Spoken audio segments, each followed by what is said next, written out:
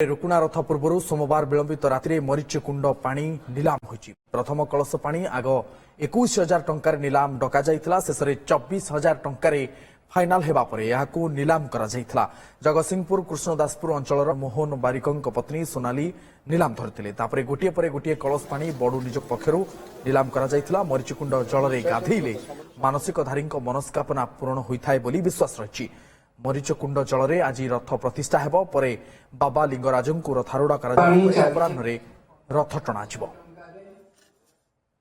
ये केतोटी दोष नहीं बंध्या दोष ये छुआ पिला नवा ये सब जिनस नहीं पानी रे गाधेगी गुआ नड़िया बसई गले विश्वास अच्छे जे हुए तार भी प्रमाण आम पाखे रही एमती आज चली आस ये आज निलाम रे सेमती लोक आसी भाग नेले आमर 21,000 उपरे से बढ़ी 24,500 पानी निलाम करागला।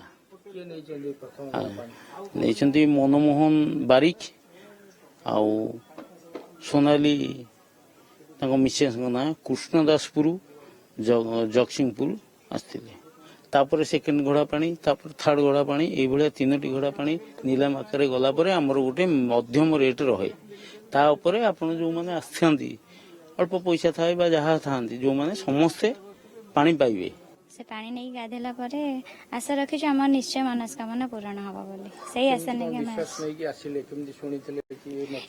यही कथा मो शाशु मत कही वर्षे हो गला तो मु अपेक्षा थी केमती माने हम मु आसबि आ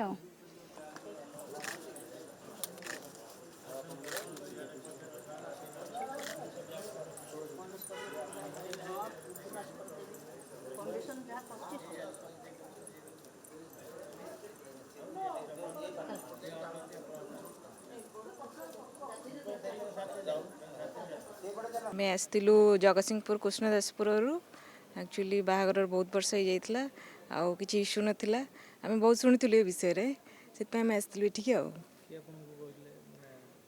कहवाक तो सब लोक कथा अच्छी से लोक कथा शुणिकी आसीलु आम ठीक आम ये 24,500 नहीं डाक 21,000 स्टार्ट होता 24,500